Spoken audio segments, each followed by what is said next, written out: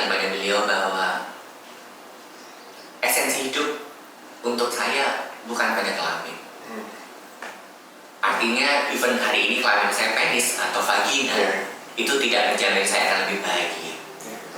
Karena kebahagiaan kita bukan di situ, dan esensi kita sebagai manusia bukan terletak pada kelamin. Pada siapa kita hari ini, apakah kita laki-laki atau perempuan.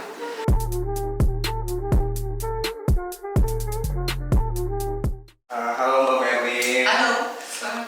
Mungkin bisa kasih tahu dulu ya, ingin ceritain sekarang aktivitas Mbak Merlin itu ngapain? Saya belakangan ini sebetulnya lagi jobless.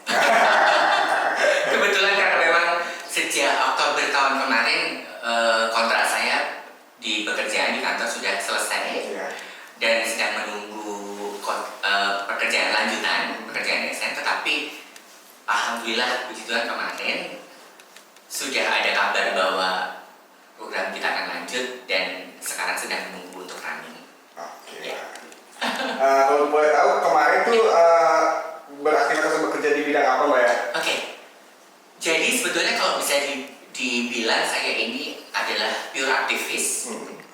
Aktivis sebetulnya untuk hampir semua isu, saya mungkin menyebutnya aktivis human rights. Sebetulnya human rights, tapi memang dalam 20 tahun terakhir itu yang saya ini lebih ke isu teman-teman marginal. Jadi boleh jadi itu dari komunitas saya, komunitas teman-teman waria atau trans perempuan, atau teman-teman marginal yang lain. Boleh jadi misalnya isu-isu disabilitas misalnya, atau agama minoritas misalnya, dan terkhususkan adalah mereka yang memang tidak mendapatkan hak yang semestinya oleh negara. Oke. Mbak, boleh nanya ya? Ya, silakan. Sejak usia berapa sih Mbak Merlin itu kayak ngerasa diri gue ini berbeda gitu? Saya memulai merasakan sesuatu yang beda itu di usia 4 tahun. Itu di tahun 70. Enggak. 8. Iya. 77. Sorry. Di tahun 77 ketika saya kemudian masih taman kanak-kanak. Taman kanak-kanak itu karena saya memulai taman kanak-kanak itu usia 4 tahun. Dan kemudian di dalam permainan saya dengan teman-teman sebaya itu sudah merasakan bahwa saya berbeda dengan teman-teman laki-laki. Jadi kebetulan malah dulu ketika saya kecil itu tidak dominan bermain dengan teman-teman perempuan, karena memang tetangga saya kebetulan itu banyak laki-laki daripada yang perempuan. Jadi dan kemudian ketika dalam satu permainan hero yang sebetulnya sampai hari ini masih ada di permainan anak-anak kecil. Artinya mereka biasanya mengumpamakan dirinya sebagai Batman, sebagai Superman, tokoh-tokoh hero komik itu. Kemudian saya dulu di tahun itu, di usia 4 tahun itu menjadi Barry Woman. Barry Woman itu tokoh dulu karena belum ada TV stasiun, TV swasta, masih ada TVRI, dan dulu serial Barry Woman ini terkenal banget di zaman saya. Dan ini itu perempuan super yang kemudian dia sudah meninggal, tapi kemudian dihidupkan lagi dengan tubuh sebagian dari besi. Robot gitu ya? Iya, seperti robot. Kalau mungkin hari ini Robocop ya. Nah itu dulu tuh saya tiba-tiba tanpa di setting oleh siapapun juga, kemudian mengidentifikasi diri saya sebagai Barry Woman. Di tahun itu betul. Jadi teman saya nggak ada yang nyuruh. Saya maksudnya juga nggak kepikiran. Artinya tiba-tiba, tapi saya di dalam permainan itu mengidentifikasi diri saya sebagai perempuan. Dan itu memang alamiah terjadi. Tapi justru saya pikir itu titik balik hidup saya di mana kemudian saya mengidentifikasi diri saya sebagai perempuan. Itu di usia 4 tahun. Bagaimana sikap orang tua Mbak mungkin pas melihat anaknya agak berbeda gitu? Saya itu dari mulai kecil sebenarnya tidak tampak berbeda banget. Karena memang umumnya anak kecil tuh manja, Iya. kemudian mungkin bahasanya atau cara berkomunikasinya itu masih terlihat wajar karena memang anak kecil gitu. Dan kemudian yang barangkali saya ingat adalah ketika saya mulai sekolah itu yang mungkin terlihat berbeda adalah cara jalan saya. Yang mungkin kalau pantat tuh kayak perempuan kayak karena begitu ya. Tapi sebenarnya juga tidak yang sangat istilahnya itu yang too much begitu juga tidak. Tetapi memang barangkali terlihat berbeda dengan anak-anak laki-laki sebaya saya. Sampai justru orang tua itu tidak mengenali bahwa saya berbeda sampai saya SMA. Sampai SMA ya. Dan suatu hari justru di saat SMA itu almarhumah ibu saya itu menemukan surat cinta yang sebetulnya ditemukan oleh kakak saya perempuan yang kemudian diberikan kepada ibu. Dan pulang sekolah saya ingat sekali SMA itu di umur 17 saya dipanggil ibu dan kami berdua ngobrol di kamar tentang isi surat itu. Karena memang pastinya ibu syok karena kebetulan memang surat itu ditujukan kepada teman laki-laki, bukan perempuan. Ya. Jadi sebetulnya ibu paham sekali kondisi saya hari itu ketika saya justru sudah sekolah menengah atas dan kelas 3 SMA. Berarti keluarga orang open minded lah Mbak ya? Atau iya. bisa menerima lah gitu ya? Kalau dibilang menerima atau tidak, saya harus jawab sebetulnya ibu hari itu tidak memberikan jawaban apa-apa. Ibu menangis, saya pun menangis. Justru lebih kencang dari ibu karena justru saya merasa hari itu mengecewakan beliau. Cuman hari itu saya nggak ngerti juga apa yang kemudian saya alami, tapi saya menjawab dengan diplomatis bahwa mungkin apa yang saya alami hari itu karena saya merasa tidak punya figur laki-laki. Dalam artian karena saya tidak dekat dengan kakak laki-laki saya, karena kakak laki-laki sulung saya hampir terpaut 10 tahun dengan saya. Jauh. Dan kemudian ayah juga adalah seorang laki-laki yang artinya bukan laki-laki yang mudah mengekspresikan kasih sayang kepada anak-anak. Tidak hanya ke saya, termasuk ke saya, termasuk ke saya. Itu pada umumnya seperti itu ya. Jadi memang rasanya pada umumnya laki-laki itu tidak mudah mengekspresikan kasih sayang. Sehingga kemudian barangkali itu yang kemudian saya jadikan argumentasi kepada ibu kenapa saya kemudian punya hubungan dengan teman laki-laki gitu. Tapi saya menangis karena hari itu saya merasa mengecewakan beliau. Karena beliau juga merasa hari itu sempat terucap mungkin beliau gagal mendidik saya, dan itu satu hari yang mungkin tidak akan pernah saya lupakan. Nah, setelah kejadian itu respon keluarga bisa kayak kakak-kakak atau keluarga besar itu gimana Pak? Kan pasti itu udah pada tahu kan kalau Mbak itu berbeda gitu ya Pak. Itulah justru hebatnya almarhum mami itu di situ. Jadi setahun setelah kemudian beliau tahu itu, beliau kan meninggal karena memang sakit komplikasi. Tapi justru itu yang kemudian saya tahu bahwa ternyata apa yang diketahui beliau di usia 17 itu setahun sebelumnya itu tidak pernah diceritakan ke papi sampai beliau meninggal. Oh jadi nggak ada yang tahu tuh Mbak? Jadi nggak ada yang tahu kecuali kakak saya yang menemukan. Hanya kakak saya menemukan, tapi dia juga tidak menyampaikan ke saudara yang lain, ke adiknya atau ke kakak saya laki-laki. Jadi rahasia itu dibawa beliau sampai beliau meninggal. Dan baru 3 tahun setelah kemudian mami meninggal di tahun 94 itu papi baru tahu keadaan saya karena satu hal di mana waktu saya sudah kuliah di Malang dan beliau mendengar bahwa saya melakukan sebuah fashion show dengan baju perempuan.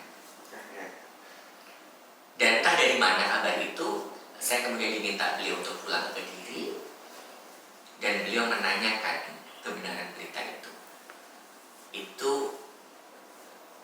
17 Oktober 94, saya ingat sekali hari tanggalnya. Dan di momen itulah kemudian papi menanyakan kebenaran berita itu, kemudian menanyakan kenapa saya harus berpakaian perempuan. Saya bilang bahwa itu profesionalisme saya sebagai seorang model. Tapi kemudian papi menanyakan lagi apa kemudian memang hanya sekedar kerjaan gitu. Itu atau memang itu ada yang lain gitu. Dan saya bilang sebetulnya itulah keadaan saya sebenarnya yang kemudian sejak kecil saya rasakan. Cuman dari kecil karena memang hari ini kita tahu bahwa tidak ada peraturan tertulis bahwa seorang anak harus menjaga nama baik orang tua. Iya, betul. Tapi semua anak memang punya kewajiban itu. Gitu. Tapi itu bukan peraturan tertulis, tapi itu semua kita lakukan sebagai seorang anak. Dan itu pun yang saya lakukan hari itu. Karena memang papi itu termasuk public figure lah ya. Kalau kemudian di kota saya lahir di Kediri itu banyak orang mengenal beliau dan beliau punya apa namanya? Punya nama yang baik. Tokoh masyarakat. Iya, betul. Jadi saya justru menjadi lebih ekstra untuk menjaga karena papi dikenal oleh banyak orang. Tapi jadi beban nggak sih Mbak itu Mbak? Dengan papi punya pendapat yang besar gitu ya?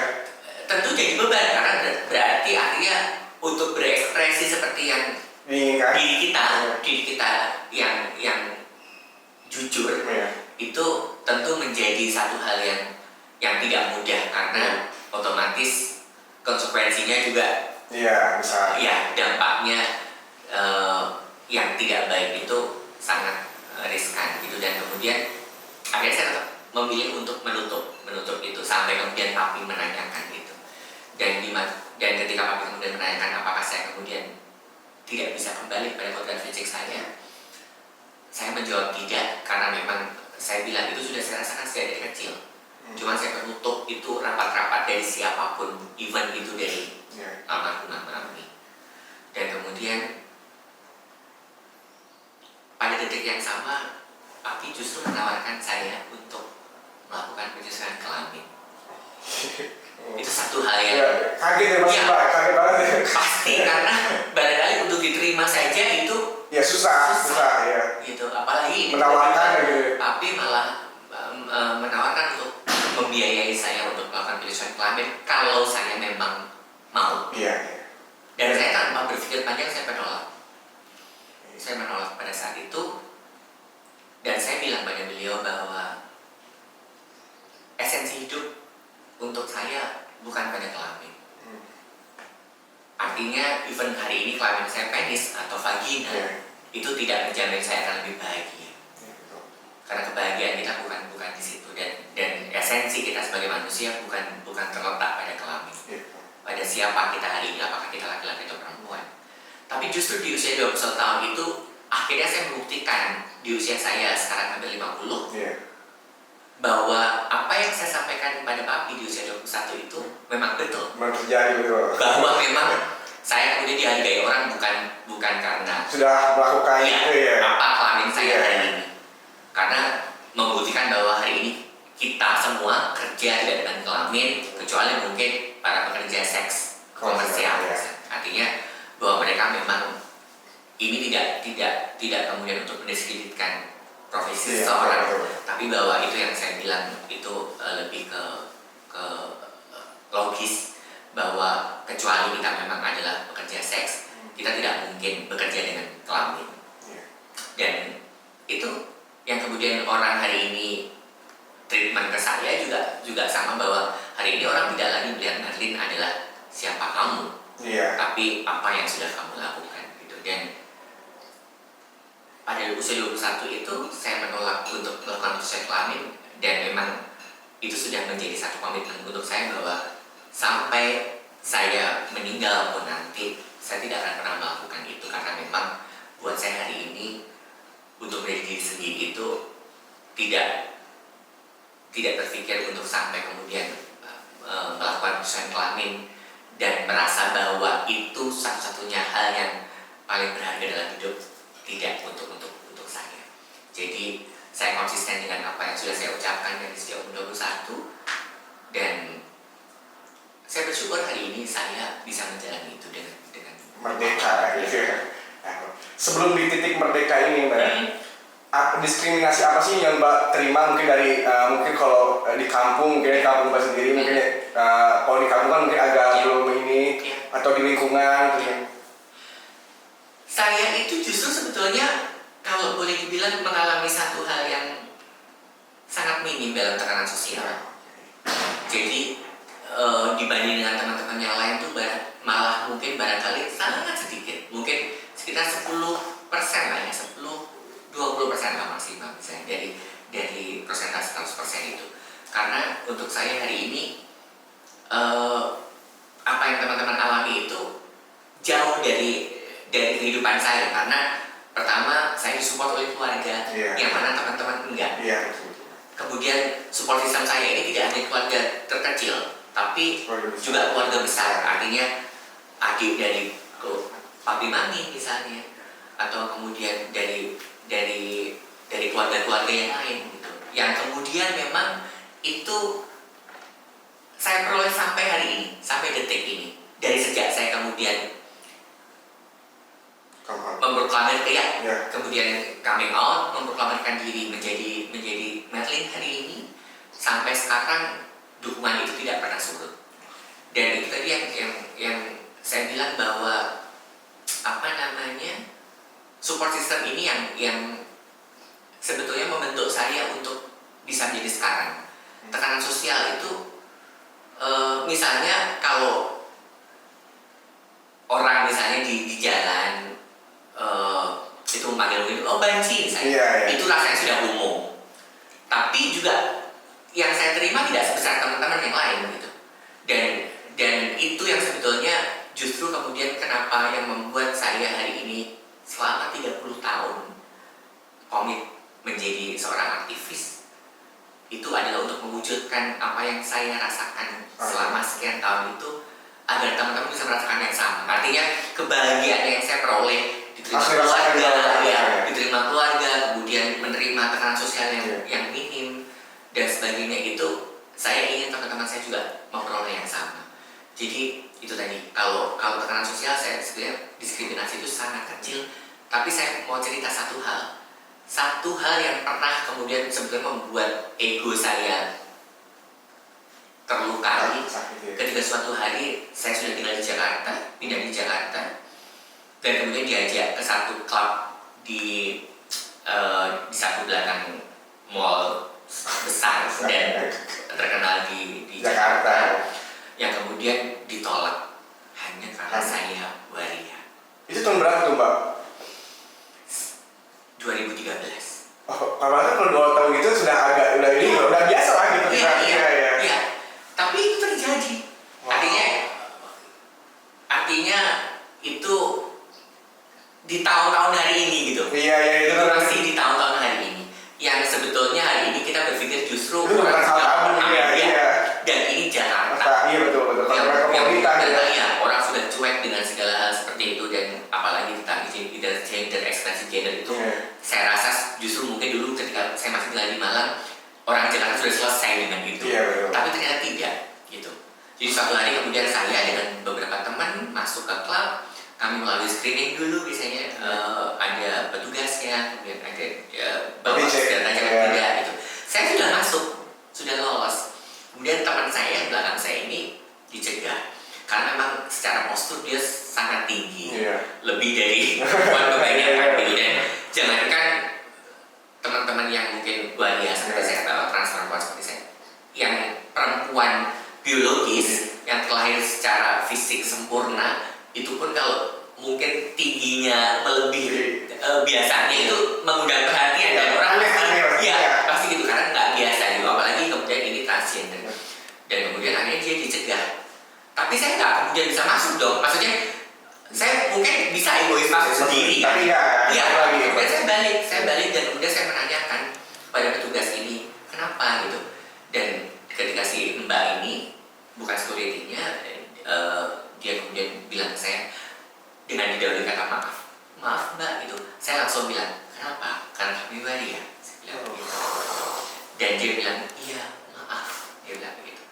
Dan teman saya udah protes, udah tapi saya bilang, sudah itu pengunjung banyak banget yang ngantri untuk masuk. Dan buat saya itu memalukan. Jangan buat ribut. Iya, jadi saya langsung bilang ke teman, udah, oke, kita pergi. Tadi yang ngalah. Iya, kita yang ngalah. Jadi sepanjang jalan sampai pulang tuh dia masih ngomong tentang itu. Saya pun mungkin kalau dibilang justru lebih gak terima ya. Saya ini aktivis gitu ya, yang selama ini memperjuangkan orang lain. Ini yang saya sendiri mengalami ibaratnya. Tentunya pasti harusnya saya berjuang lebih ekstra daripada selama ini yang saya sudah berjuangkan. Tapi saya berpikir juga bahwa ya ini satu hal yang mungkin juga bisa menjadi pelajaran buat saya, bahwa saya pun tidak lepas dari diskriminasi. Even hari ini saya harus bilang bahwa saya menerima tekanan sosial lebih minim daripada teman-teman yang lain. Tapi toh saya pernah ditolak di satu tempat hanya karena saya waria. Ya memang sebetulnya ternyata akar masalahnya karena dulu suatu hari pernah ada seorang trans perempuan ada di sana masuk kemudian mabuk dan bikin onar ya, seperti cerita kebanyakan di Papua. Tapi toh ini kemudian menjelaskan semua untuk padahal sedang banyak misalnya perempuan mabuk atau laki-laki mabuk, tapi ya yang lain boleh masuk gitu. Tapi ya karena kita minoritas itu kita sadari juga. Jadi itu yang saya kemudian mau bilang, bahwa menjadi minoritas seperti saya ini masih lebih banyak sabar dan kemudian merasa bahwa apa yang kami alami itu juga adalah bagian kami melatih kesabaran. Nyambung dari situ ya Mbak. Mungkin teman-teman waria kan atau trans tuh banyak banget ya yang sekarang susah banget dapat kerjaan tuh. Karena emang beda atau bahkan sampai pekerjaan yang tidak perlu gelar atau apa itu susah. Nah, sikap Mbak atau gerakan apa sih Mbak yang bisa menolong advokasi? Iya. Saya selalu bilang, bahkan nyun sewu mohon maaf bahwa tanpa mendiskreditkan siapapun dan profesi apapun, untuk menjadi seorang ART ini susah. Yang kita tahu hari ini ART itu tidak butuh jenjang pendidikan tinggi. Bayangkan menjadi ART aja susah. Jadi bagaimana kemudian teman-teman waria ini kalau tidak punya skill salon misalnya, bagaimana mereka harus bertahan hidup? Sedang hari ini kita semua tahu kalau urusan perut itu sudah bukan urusan orang kaya dan orang miskin lagi. Semua butuh itu, butuh untuk bertahan hidup dan butuh untuk makan gitu. Sampai akhirnya hari ini Mas dan teman-teman pasti tahu bahwa teman-teman ya sudah pekerja ini kalau nggak ngamen, ya kan? Bukan salon. Nyalon atau stereotip menjadi pekerja seks di jalan. Walaupun hari ini sudah sangat berkurang di jalan karena memang juga sudah era teknologi, orang nggak perlu lagi nongkrong lagi melalui online pun bisa gitu. Tapi intinya pekerjaan itu nggak berubah dari tahun ke tahun. Dan advokasi yang kemudian saya lakukan adalah bahwa yuk coba untuk kemudian memberikan kesempatan. Karena selama ini gini, kalau kemudian sudah kita selalu pasti kalau di di lowongan pekerjaan itu selalu pasti pria wanita. Oke, it's okay gitu. Karena kita pun tidak kemudian akan bikin satu jenis kelamin lagi, misalnya waria gitu kan. Karena waria itu kan bukan jenis kelamin, itu identitas gender gitu. Jadi berbeda gitu.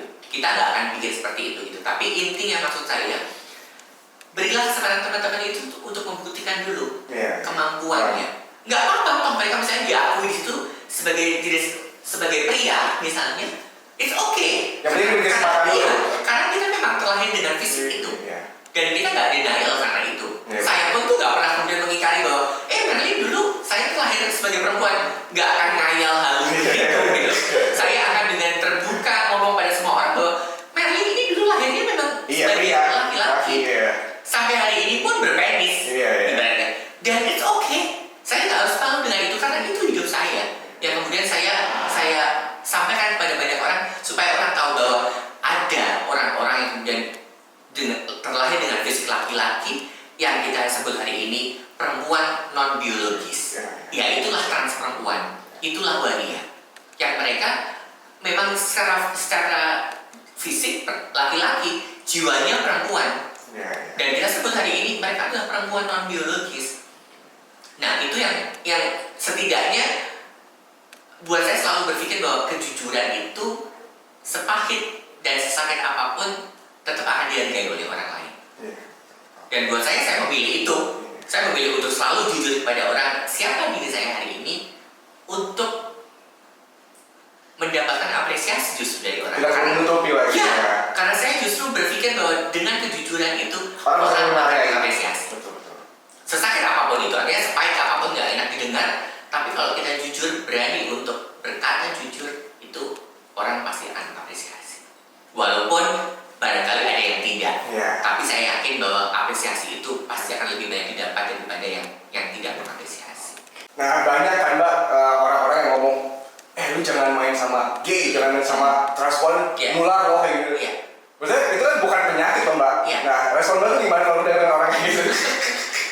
Sebetulnya kalau misalnya dengar orang ngomong yang seperti itu, mungkin sudah nggak tahap buat saya untuk merespon lagi. Sudah bukan level saya untuk merespon lagi. Maksudnya bukan kemudian bukan level saya itu bukan. Maksudnya dalam artian untuk umur saya hari ini sudah nggak waktunya untuk merespon hal-hal serupa. Karena pertama terlalu ribet untuk dijelaskan. Kemudian belum tentu orang yang kemudian itu akan bisa menerima seperti yang kita harapkan. Tapi saya akan selalu kemudian bilang sama seperti ini. Saya nggak kemudian harus dijawab secara langsung, secara lisan. Tapi saya kemudian akan mengingatkan pada semua orang, Mas, teman-teman hari ini, itu kalau kemudian kita hari ini suka pada seseorang, artinya kalian suka pada perempuan, apakah kemudian kita pernah didoktrin orang tua kita atau setidaknya selalu dituntun atau pernah disampaikan ketika kita kecil harus kamu perempuan ya? Karena kamu laki-laki, nanti kamu kalau gede kamu masih suka sama perempuan. Enggak kan? Nggak pernah. Alami itu? Natural ya? Iya, itu natural. Sama seperti saya, sama seperti kami, bahwa ketika kemudian tiba-tiba suatu hari ketika sudah kita puber dan kemudian punya ketertarikan dengan seseorang secara seksual, orientasi seksual, itulah namanya orientasi seksual. Itu kemudian saya suka dengan laki-laki yang notabene dibilang sesama jenis. Saya juga aneh. Artinya itu bukan pilihan saya. Betul. Terjadi begitu saja. Terjadi begitu saja karena memang orientasi seksual itu alamiah. Itu naluriah, itu alamiah. Mungkin ada kasuistik di beberapa hal, misalnya ya karena memang dia dikondisikan menjadi seseorang itu ada. Tapi itu kasuistik, sangat kecil. Tapi bahwa hari ini, Mas, teman-teman, saya suka kepada siapa hari ini, secara fisik, secara seksual tertarik, itu tidak karena tuntunan siapapun atau doktrin siapapun. Kita sama-sama hari ini meyakini dan mengamini bahwa itu alamiah, itu naluriah. Dan itu yang kemudian sebenarnya ingin saya sampaikan pada semua orang. Kalau kemudian misalnya hari ini nular, kita tahu LGBT itu hari ini minoritas, mayoritas heteroseksual. Harusnya kalau nular, bukan hanya kemudian itu homoseksual nulari heteroseksual. Mas baliknya. Harusnya justru yang mayoritas itu nulari yang minoritas supaya menjadi mayoritas. Dan saya nggak tertular menjadi hetero. Kalau misalnya menular, saya kepengen banget ditulari supaya bisa jadi hetero. Karena menjadi homoseksual itu kita tahu stigmanya luar biasa, diskriminasinya luar biasa. Jangankan kita yang menjalani, Mas cerita untuk kita menjadi orang-orang yang memanusiakan manusia saja, yang mungkin membela teman-teman sebagai orang yang berhak hidup dan punya hidupnya sendiri, itu bisa dituding orang yang bagian yang sama di komunitas gitu kan. Ketika kita misalnya, kamu nggak boleh dong berlaku diskriminatif begitu sama LGBT, kamu pasti juga bagian dari mereka. Pasti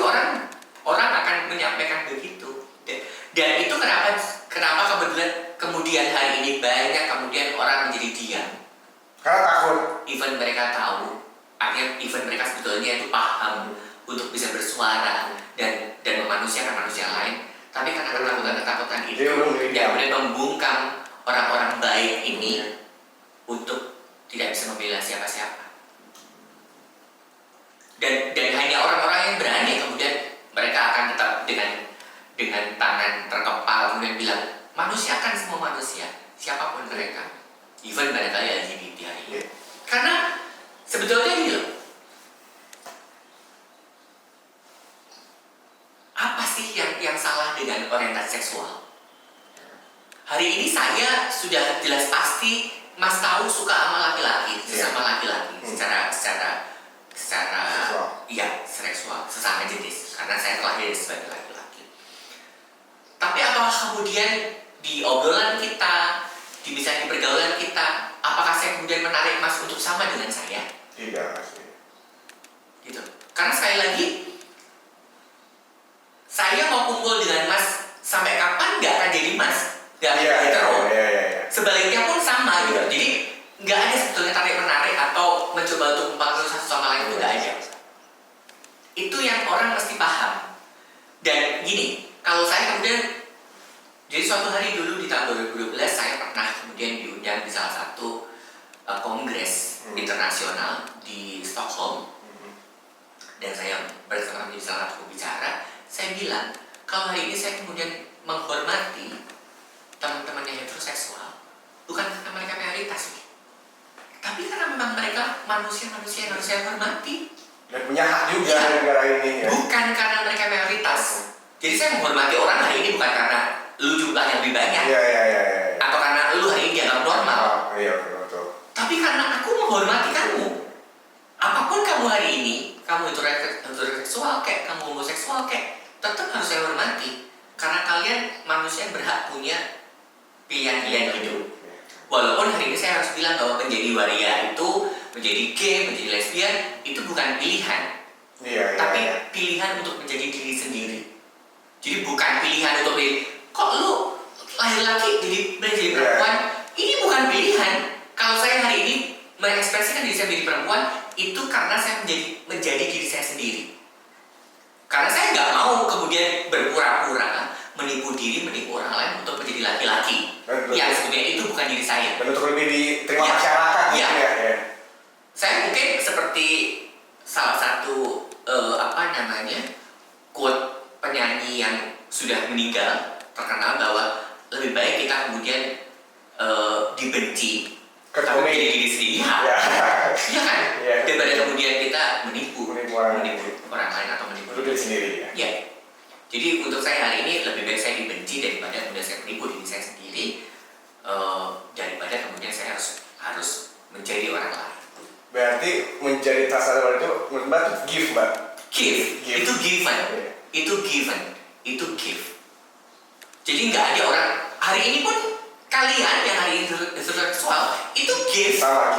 Sama give gitu. Karena saya akan menyeret kalian sejauh apa. Ketika kalian adalah heteroseksual, kalian nggak akan berubah menjadi saya. Kalian sejauh apapun, dengan doktrin apapun agama sekalipun, nggak akan kemudian berubah menjadi orang lain. Karena inilah diri kita masing-masing gitu. Dan itu yang perlu orang tahu. Nggak ada menular, nggak ada kemudian propaganda. Kita justru kemudian mengecilkan diri kita ketika kita misalnya menganggap diri kita bisa tertulari. Artinya kita mengecilkan akal kita bahwa berarti kita gampang terpengaruh oleh orang lain atau hal-hal yang lain ketika kita gampang untuk dirubah menjadi seseorang. Itu yang orang harus paham. Saya pacaran dengan pacar saya laki-laki 15 tahun. Pacar saya nggak jadi waria. Dia tetap menikah dengan perempuan juga. Misalnya seperti itu. Kalau itu berarti bisa laki-laki saya ya menyukai waria itu bisa disebut gay apa enggak sih, Mbak? Bukan. Karena sebetulnya mungkin ada yang kurang paham juga ya. Pengertian gay itu adalah karena memang menyukai sesama jenis. Kalau dibilang menyukai sesama jenis, jelas pasti iya. Karena kita sama-sama masih berpenis gitu dalam hubungannya ya. Tapi sebetulnya kalau misalnya dibilang bahwa mereka ini adalah gay, bukan. Karena apa? Jadi laki-laki yang kemudian mereka berhubungan dengan waria itu mereka tidak bisa berhubungan dengan laki-laki. Paham ya? Iya. Jadi misalnya saya punya pacar laki-laki heteroseksual. Kemudian even saya hari ini tidak punya vagina, saya masih berpenis. Tapi tidak bisa dikatakan bahwa dia adalah gay. Karena apa? Dia nggak bisa kemudian bisa berhubungan dengan straight, laki-laki straight, heteroseksual yang sama dengan dia, atau bahkan misalnya laki-laki gay. Itu nggak bisa. Boleh ditanyakan ke mereka. Suatu hari kalau ada narasumbernya, mereka akan pasti berkata seperti apa yang saya bilang. Karena saya menyampaikan ini tidak asal menyampaikan. Ada data-data validnya dan pasti pernah tanya jawab dengan mereka. Survei lah ya. Iya, istilahnya kita sudah punya data yang memang valid. Jadi bukan hanya asumsi, misalnya seperti itu. Tapi itulah bahwa kemudian kalau ditanyakan tadi apakah kemudian mereka bisa dikatakan gay? Bukan. Saya nggak ngerti variannya apa namanya. Fantasi ya. Kalau fantasi itu memang betul. Artinya itu salah satu bagian dari bagaimana kemudian mereka mengekspresikan fantasi yang mereka miliki. Tapi mereka sadar betul bahwa kami ini adalah terlahir dengan fisik laki-laki. Tapi mereka perlakuan kami sebagai perempuan. Gitu. Gini, salah satu contoh, saya dulu pernah punya pacar. Itu justru setelah kemudian 2 tahun kami pacaran, dia baru kemudian bertanya, aku ini masuk apa? Dia bingung sendiri gitu. Gay atau bukan? Karena temennya pernah bilang dia adalah gay. Terus aku bilang, waktu kamu pertama kali ketemu aku dan kamu suka, itu kamu lihat aku sebagai apa? Perempuan. Ya sudah. Aku nggak usah ngomong panjang lagi. Ya, udah cuma di situ. Cukup itu. Karena aku lihat aku sebagai perempuan gitu. Even hari itu dia tahu aku waria kan. Tapi maksudku dia memperlakukan dan melihat ketertarikan itu sebagai apa? Itu yang justru penting untuk dibahas di awal, karena apa yang dia lihat dulu gitu. Even setelahnya misalnya memang hari itu misalnya terus kemudian pas dia melihat itu karena kita mungkin dress up ya kan, pas kita make up, pas kita dress up perempuan. Tapi setelahnya misalnya apa setiap hari akan begitu misalnya. Kan setelahnya itu kan karena dia sudah punya kedekatan, sudah punya kedekatan emosional, pasti berbeda ya. Feeling ya. Enggak kemudian kita tampil perfect. Seperti yang dia lihat pertama kali. Tapi itulah bahwa semuanya perlu proses gitu. Tapi itu tadi, jangankan orang awam gitu loh, orang-orang yang pernah menjadi pelaku kehidupan itu pun itu mereka masih mempertanyakan diri mereka gitu. Tapi yang jelas pasti yang saya sampaikan di awal tadi bahwa mereka ini nggak bisa kemudian misalnya berhubungan dengan orang-orang yang misalnya gini, di gay itu ada yang feminin kan, Top buat. iya ada yang bot. Itu kan mereka feminin juga. Nah, orang-orang kemudian berhubungan dengan saya atau teman-teman waria itu nggak bisa dengan yang bot. Karena mereka ini memang tidak bisa dikategorikan waria dan mereka nggak mau dikategorikan waria. Mereka yang dikategorikan gay. Atau bahkan dengan lelaki yang straight sama dengan mereka itu nggak bisa sama sekali. Karena saya pernah satu punya pengalaman ya, pacar saya dulu digoda gay feminin. Itu dipukul sampai giginya rontok. Sama Mbak.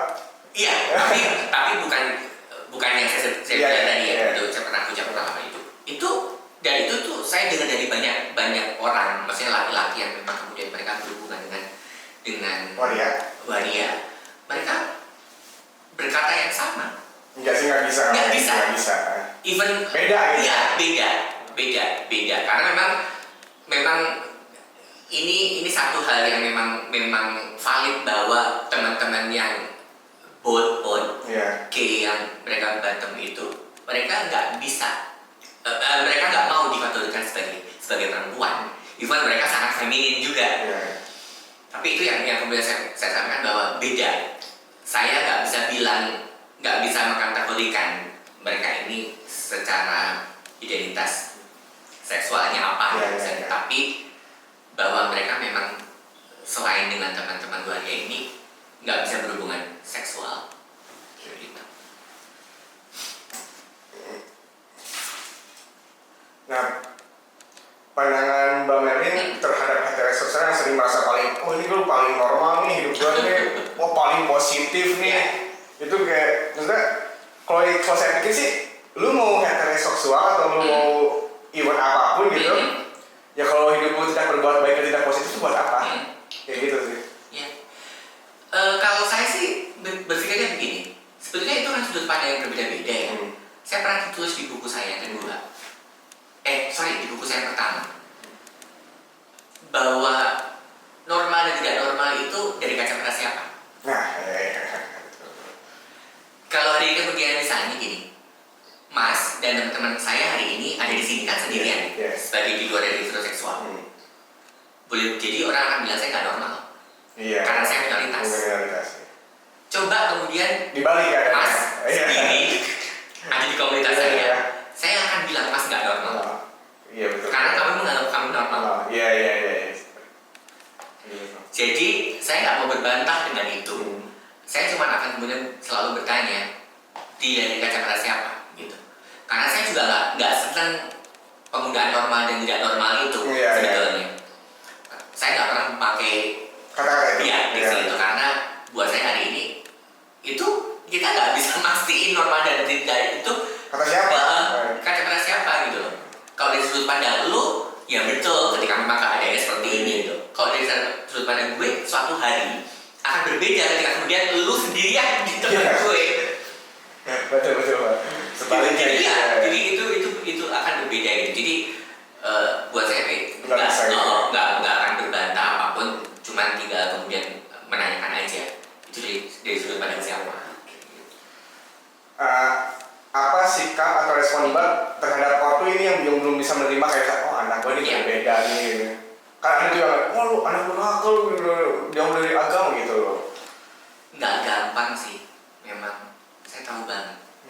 Even saya pun misalnya sering sekali kemudian ketika saya berbicara di beberapa kesempatan di kantor, di kampus, di sekolah bahkan, saya ditanya misalnya, Mbak Merlin gimana sikapnya menyikapi orang tua yang belum terima anak-anaknya berbeda. Saya bilang bahwa saya pasti bersyukur bahwa hidup saya itu beda banget dengan teman-teman. Seperti saya bilang di awal tadi, lebih beruntung gitu. Tapi saya juga mungkin siapa tahu knows bahwa orang tua saya dalam doanya dulu mungkin tetap menyertakan permohonan supaya saya bisa kembali seperti orang-orang kebanyakan. Saya nggak tahu. Even mereka hari ini tangannya terentang untuk saya, terbuka gitu hari itu. Tapi saya nggak tahu dalam doanya apa yang mereka sampaikan. Dan saya rasa itu juga dialami oleh orang-orang lain. Gitu. Gini deh, taruhlah begini. Saya ini dapat support yang luar biasa dari semua teman-teman kerja saya itu hampir semuanya. Karena saya cuma satu-satunya yang waria di tempat kerja saya. Dan kemudian teman-teman saya ini hampir semua sudah berkeluarga. Tapi saya boleh yakin banget bahwa saya yakin ketika kemudian mereka dihadapkan pada satu peristiwa yang menjadi waria ini anak mereka sendiri, mereka belum tentu akan bisa support seperti mereka bersupport saya hari ini. Saya tahu banget itu. Gitu. Jadi saya bilang di awal tadi itu nggak mudah gitu. Tapi saya mungkin akan mencoba untuk melihat dari kacamata saya, dari apa yang saya alami sampai hari ini, bahwa setidaknya ketika kemudian anak-anak yang berbeda ini disupport dengan positif dalam artian diarahkan. Dalam artian diarahkan itu jadi nggak sampai turun ke jalan, nggak menjadi kerja seks. Saya nggak bilang itu jelek ya. Sekali lagi tidak untuk mendiskreditkan. Ini fakta. Ini fakta. Tapi itu tadi intinya, bahwa ketika anak-anak ini disupport seperti saya lah sebenarnya, pasti akan on track, ada di track yang benar. Saya nggak bilang bahwa benar itu dalam artian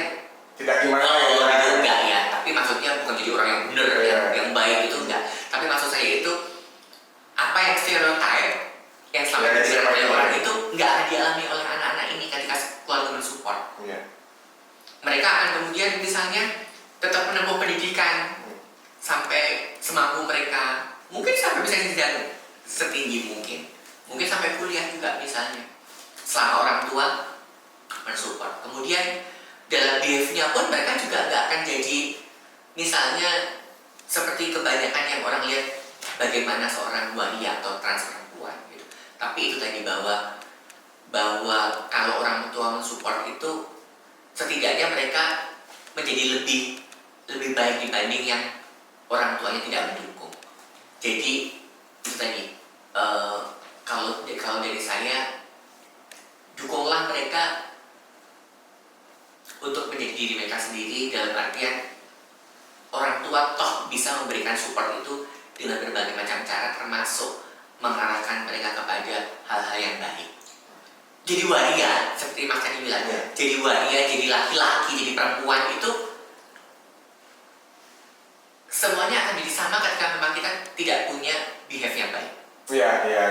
Jadi lu siapapun hari ini, lu mau jadi laki, lu jadi perempuan, tapi lu ternyata dalam perilakunya nggak baik, ya percuma, gitu. Tapi misalnya jadi waria, tapi lu punya behave yang baik, orang nggak masalahkan, misalnya seperti itu. Jadi memang hari ini, secara realitas kita lihat orang tidak lagi mempermasalahkan bahwa hari ini kelamin lu apa, tapi bahwa lu sudah ngelakuin apa sih? Gitu. Nih, kalau yang saya lihat dari prestasi Mbak Merlin ya, Mbak Merlin itu udah ngebuktiin stigma-stigma negatif yang masyarakatnya patuh salah. Kayak mungkin Mbak Merlin udah nulis 3 buku ya Mbak ya? Iya. Ada tahun 2005 ada Jangan Lihat Kelaminku, terus 2006 ada Perempuan Tanpa Fi, dan tahun 2016 yang terakhir ada Woman ya. Dan pernah jadi Miss Waria Mbak ya? Iya.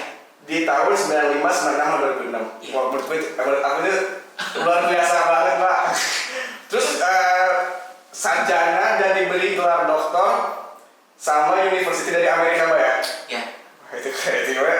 Terus stigma-stigma masyarakat itu bisa Mbak tepis gitu dengan rasanya. Karena sebetulnya memang dari awal ketika saya kemudian sadar bahwa ini hidup saya dan kemudian saya harus menjalani dengan semaksimal mungkin, saya sudah berkeputusan untuk membalikan stigma. Jadi sebetulnya apa yang saya lakukan sampai hari ini itu adalah bagaimana upaya saya membalikan semua stigma yang ada di masyarakat. Mas tahu deh, Mas dan teman-teman tahu bahwa ya udah stigmanya waria itu gimana sih? Stereotipnya gimana sih? Pekerja seks, menor, bandut lah, punya attitude, pokoknya yaudah hal semacam itu yang pasti sangat menjadi sorotan. Melekat lah gitu ya. Iya, tapi saya berusaha membalikkan gitu, bukan menjadi bukan menjadi berbeda atau bukan pengen jadi berbeda atau membaik-baikin diri, enggak. Tapi bagaimana sih upaya kita memang mau stigma itu gimana? Ya udah, jadi apa yang selama ini stereotip di mata masyarakat itu yang saya counter balik dengan action yang saya miliki. Saya nggak perlu keluar-keluar no action only gitu ya. Nggak perlu NATO ya. Tapi ya udah, even orang nggak harus tahu, tapi kita melakukan gitu. Itu integritas kan. Jadi lakukan sesuatu yang baik, yang orang nggak perlu tahu. Itu integritas. Toh suatu hari kemudian misalnya orang akhirnya tahu, ya syukur, alhamdulillah puji Tuhan. Tapi itu tadi, artinya bahwa apapun hal baik yang kita lakukan itu nggak perlu orang semuanya tahu. Toh pada suatu hari mereka tahu, alhamdulillah. Setidaknya bukan alhamdulillah supaya kita dapat nama atau kita baik enggak, tapi bahwa orang jadi tahu bahwa apa yang mereka pikirkan itu salah. Iya betul. Itu. Oke Mbak, mungkin ada pesan-pesan nggak untuk misalnya teman-teman trans atau teman-teman yang merasa menjadi minoritas gitu di negara ini gitu. Jadi minoritas dan mayoritas itu untuk saya pernah menuliskan di sosmed saya dulu bahwa masing-masing itu adalah ujian. Bahwa bahwa menjadi mayoritas itu diuji untuk kemudian bisa menempatkan diri menjadi minoritas, supaya kita tidak kemudian menjadi arogan, bisa merasakan juga. Iya.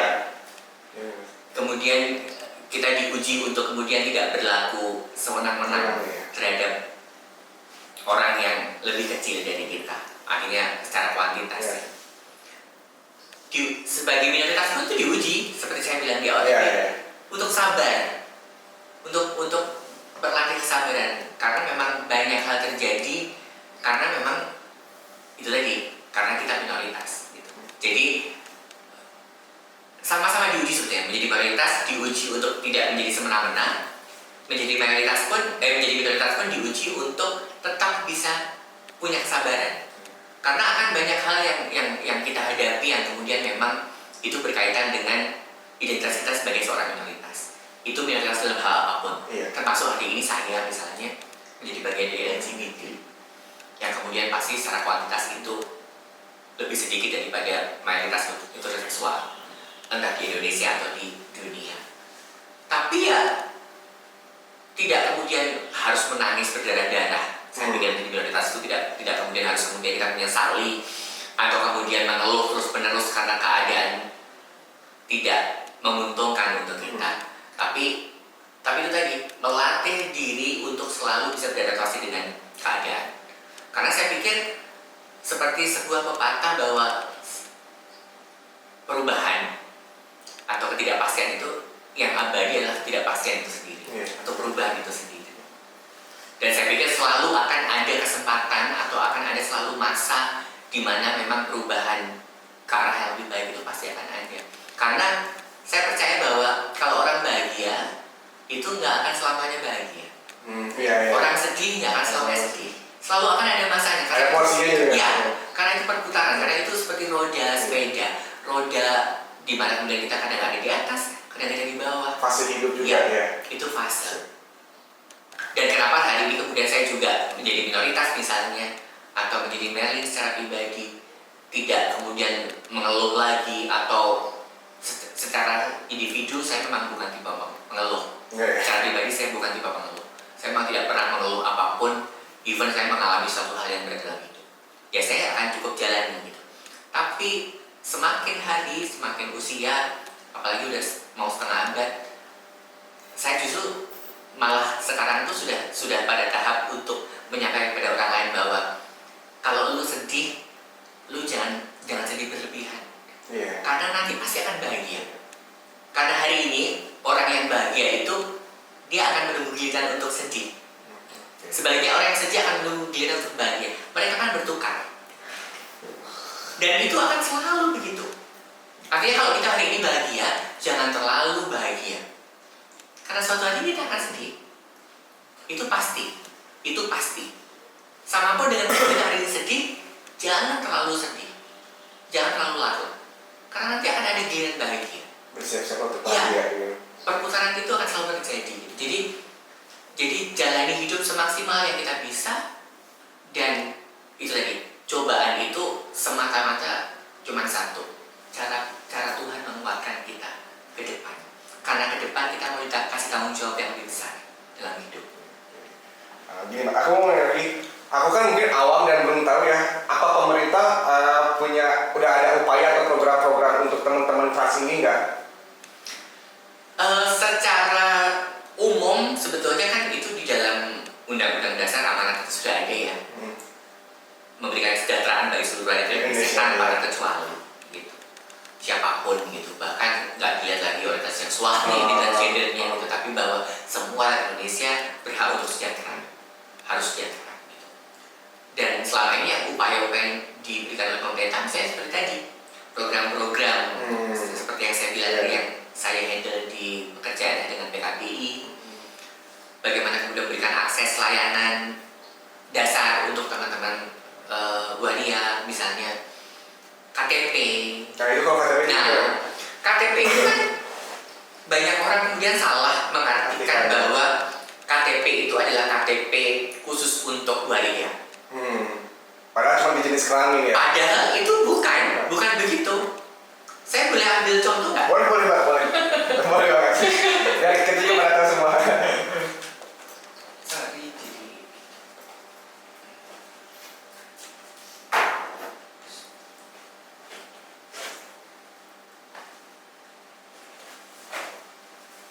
nah, KTP saya ini EKTP sudah seumur hidup. Iya. Dan kalau mungkin bisa di Boleh, boleh. atau mau dideketin, Lihatin aja dulu ya, Mbak, boleh? boleh. Nah, Oh, sebentar, Iya. terlalu dekat. Itu coba di apa fokuskan ke jenis kelamin. Jenis kelamin itu laki-laki. Bentar. Ini kan. Iya. bisa? Artinya saya mau bilang bahwa tidak ada perubahan apa-apa di sini. Tidak tertulis juga kemudian waria. Iya, iya. Karena sekali lagi saya jelaskan tadi jenis kelamin itu nggak ada waria. Jenis kelamin ya perempuan dan laki-laki. Waria itu identitas gender. Iya, oh Bukan gitu jenis ya. kelamin, iya, bukan jenis kelamin. Dan kami itu nggak pernah kemudian mengupayakan untuk Harus ini, harus ditulis ada gitu, oh, iya. waria itu nggak ada juga. Atau kemudian ditulis perempuan juga enggak. Karena kami itu sadar banget siapa kami. Bisa, laki-laki ya. Iya, kita lahir dengan fisik laki-laki. Iya. Kita ini perempuan non biologis. Kita memang menganggap diri kita perempuan, memang iya, jiwa kita perempuan. Tapi kita tahu bahwa secara fisik kita tidak lahir sebagai perempuan biologis. Nah, kalau misalnya beda nggak sih Mbak kalau misalnya sama yang sudah kayak suntik hormon dan melakukan operasi itu? Sama. Sepanjang mereka tidak melakukan penyesuaian kelamin ya. Nah kalau misalnya udah Itu namanya bukan transgender lagi. transseksual. Transseksual. Iya, oke. Tuh, itu namanya transseksual. Jadi kita nggak seperti Mbak Dorce. Iya. Kita menyebutnya atau LL. Iya. Kita menyebutnya bukan lagi transgender, salah. Transseksual. Transseksual. Iya, iya. Karena dia sudah melakukan operasi Iya. gitu. Ya. Karena ini sudah melakukan penyesuaian. Oke. Itu ini edukasi loh. Iya, iya, harus justru ini yang harus kemudian disampaikan ke masyarakat. Dan saya bilang pada beliau bahwa esensi hidup untuk saya bukan pada kelamin. Artinya even hari ini kelamin saya penis atau vagina Iya. itu tidak menjamin saya akan lebih bahagia. Iya, betul. Karena kebahagiaan kita bukan di situ dan esensi kita sebagai manusia bukan terletak pada kelamin. Iya, betul. Pada siapa kita hari ini, apakah kita laki-laki atau perempuan. Barusan marak itu isu tentang KTP transgender. KTP transgender itu bukan KTP khusus transgender ya. Sekali lagi Harus diingatkan. harus diingatkan. Jenis kelaminnya juga nggak berubah, tetap laki-laki. Namanya juga nama lahir. Jadi nggak ada yang berubah. Maksudnya KTP transgender itu selama ini kan susah dapat KTP. Iya. Itu loh yang Iya. diupayakan. Jadi bukan kemudian KTP khusus untuk transgender atau kemudian negara ini mensahkan transgender. Iya. Nggak ada orang hidup. Eksistensi manusia itu nggak perlu disahkan oleh negara. Artinya hari ini kamu jadi laki-laki perempuan itu, ya memang itu given. Iya, iya. You from God lah Iya, gitu ya. itu nggak kemudian perlu validasi dari orang lain. Betul, betul. Gitu. Jadi buat apa kemudian saya butuh hari ini disahkan oleh negara misalnya kalau saya hari ini ada. Negara cuma perlu melihat realita dan fasilitasi itu. Betul, betul. Bukan lagi kemudian mengumumkan bahwa oh ada transgender misalnya, ada nomenklatur sendiri misalnya. Nggak perlu begitu. Yang penting diberi wadah lah dan bukan diakui ya. Iya. Artinya diakui itu dalam artian Iya. diberikan hak hidupnya. Setara lah. Iya, sekarang dengan warga negara yang lain karena kan untuk menjadi hari ini laki-laki perempuan itu kan given. Iya. Nggak perlu kemudian validasi bahwa kayak Mas misalnya merasa laki-laki kan nggak perlu validasi dari aku. Iya, betul. Iya kan? Iya, iya. Mas merasa dirinya laki-laki ya udah nggak perlu kemudian Ya udah dibuat iya, ini ya. butuh pengakuan dari aku itu nggak butuh gitu. Oke. Aku mau nanya kayak untuk tentang HIV/AIDS. Mungkin yang banyak kita dengar kalau hubungan sejenis itu lebih rentan dan lebih maksudnya kalau bisa nggak bersih itu lebih rentan, lebih gampang menularkan HIV/AIDS lain. Jadi sebetulnya bukan masalah karena sejenis, Iya. tapi bahwa perilaku itu beresiko. Jadi orang-orang yang terkena HIV itu adalah ketika mereka mempunyai perilaku-perilaku yang beresiko. Contohnya gimana? Itu. Jadi prinsipnya itu. Jadi sebenarnya apakah benar karena sejenis itu lebih rentan? Iya. Kenapa? Karena punya perilaku beresiko. Tapi secara global bahwa kemudian orang-orang yang kena HIV itu adalah mereka yang memang mempunyai perilaku beresiko. Contohnya misalnya mereka kemudian kita nggak usah bicara sejenis, lawan jenis, misalnya heteroseksual, mereka berganti pasangan tapi nggak pakai kondom. Kemudian dengan orang-orang yang beresiko juga misalnya drug user yang mereka pakai jarum suntik, bukan yang jenis-jenis lain. Misalnya seperti itu. Dan kemudian tentunya itu tadi mau dengan siapapun berganti pasangan dan kemudian nggak pakai kondom. Dan orang yang ke siapapun gitu ya? Iya. Itu yang lebih beresiko itu karena nggak pakai kondom itu artinya tidak pakai pengaman. Dan kemudian kenapa misalnya kalau jenis kalau jenis itu kemudian juga menjadi rentan karena apa? Kalau kemudian misalnya melalui anal, kan itu artinya memang terjadi perlukaan. Jangankan yang pakai anal, vagina misalnya, melalui vagina aja, vagina itu masih bisa ada perlukaan. Kayak ruang gitu ya? Dengan vagina dengan penis itu masih bisa terjadi perlukaan. Jadi yang artinya mungkin secara awam dipahami orang yang bahkan umum saja, artinya hubungan yang normal dalam kutip vagina dengan penis itu masih bisa terjadi perlukaan, apalagi ini yang melalui anal seks. Jadi itu yang sebetulnya menyebabkan perlukaan inilah yang kemudian misalnya dia mengeluarkan darah. Itu yang kemudian misalnya luka, dan kemudian misalnya yang menjadi penis yang masuk ini yang kemudian membawa virus yang kemudian bisa tertular. Menularkan di dalam perlukaan itu.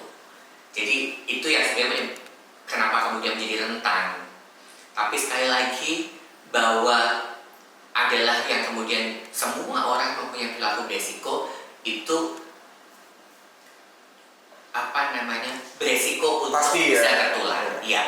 Beresiko untuk tertular. Jadi tidak pasti beresiko. Jadi mereka punya resiko karena mereka punya perilaku yang beresiko.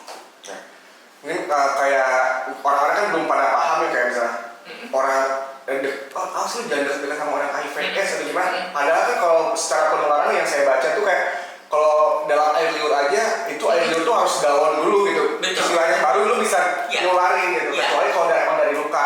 Nah maksudnya mungkin ada edukasi untuk orang-orang yang belum paham lah gimana.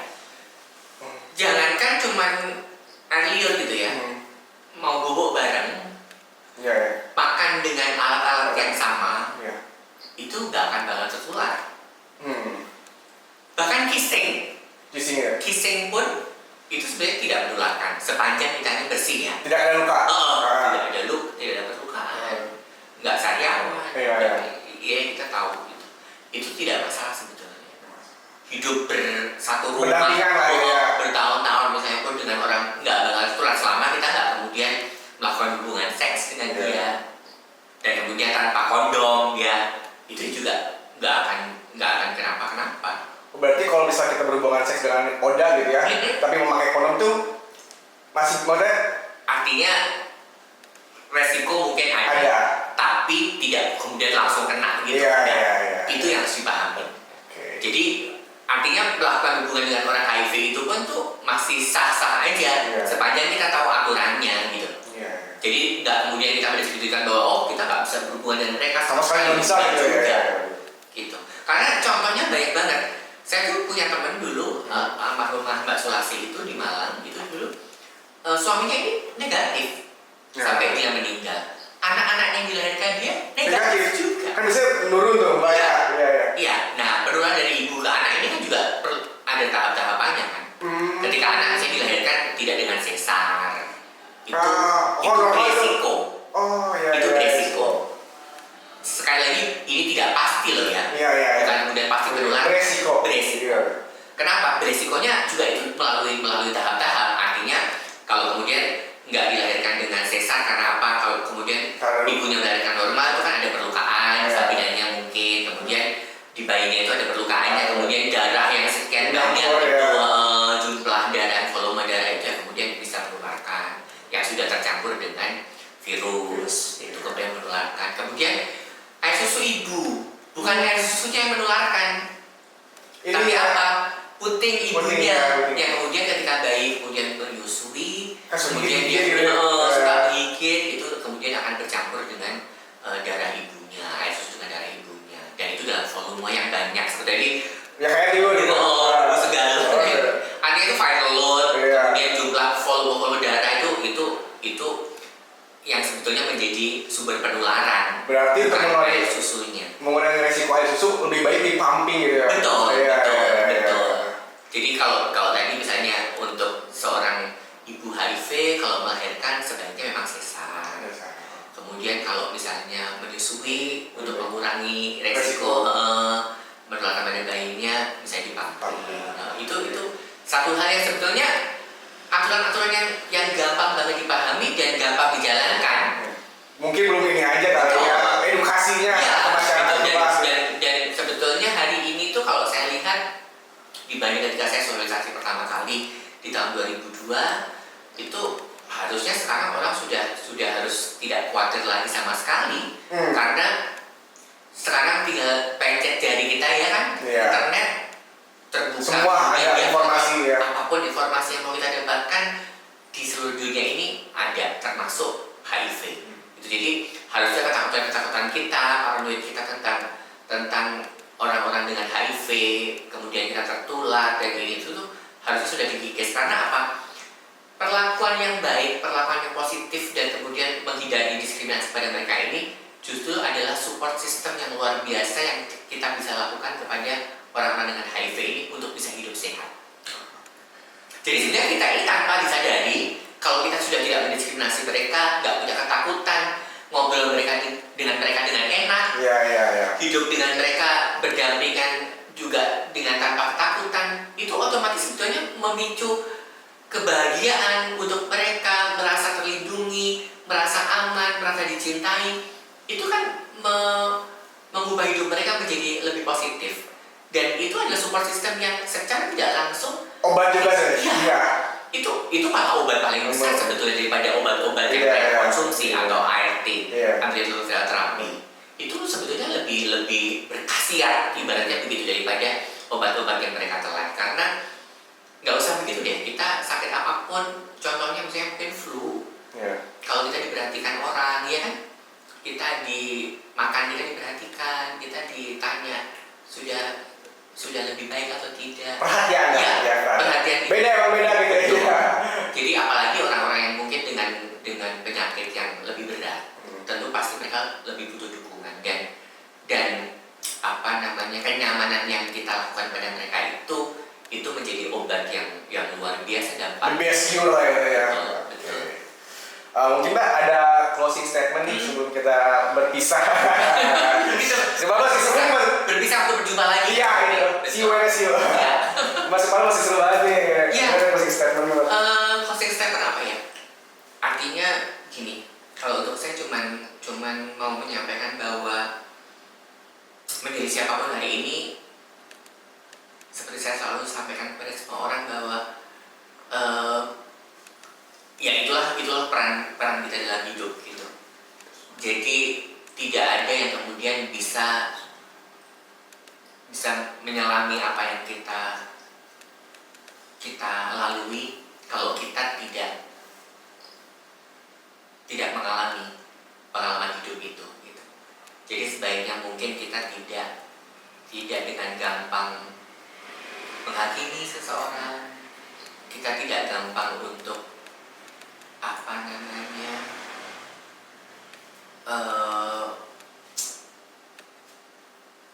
Jangan terlalu judgmental. ya kita nggak ngejar seseorang hanya dengan satu Perbedaan. tatapan. Iya. Dalam artian itu cuma kita lihat sekilas kemudian kita bisa menyimpulkan hidup seseorang itu itu adil. nggak bisa Iya. gitu. Jadi sebaiknya kita memang yang harus kemudian gini, nggak harus kemudian kita mengalami kehilangan dulu untuk tahu rasanya kehilangan. Misalnya Iya. seperti itu. Oke. Ya kan? Artinya ada banyak di dunia ini perasaan yang kemudian itu umum dirasakan oleh semua orang, dan kita nggak harus kemudian melalui itu dulu baru kita bisa merasakan. Kita nggak harus kemudian tahu rasanya dihakimi dan itu sakit sebelum kita misalnya dihakimi dulu. Nggak begitu juga. Kita tahu dihakimi itu nggak enak, dan oleh karena itulah kemudian kita sebaiknya tidak menghakimi orang lain. Dan untuk saya, ya jadilah diri kita yang terbaik, siapapun kita hari ini. Mau menjadi laki-laki, mau menjadi perempuan, mau menjadi trans perempuan seperti saya hari ini ya, perempuan non biologis, itu sudah given, itu sudah pemberian dari yang di atas, dan buat saya syukuri. Ya. Saya nggak kemudian menghujat yang memberi hidup, kenapa saya diberi hidup seperti ini. Buat saya, kalau kemudian yang memberi hidup memberikan saya hidup seperti ini, ya berarti dia tahu saya mampu melalui itu.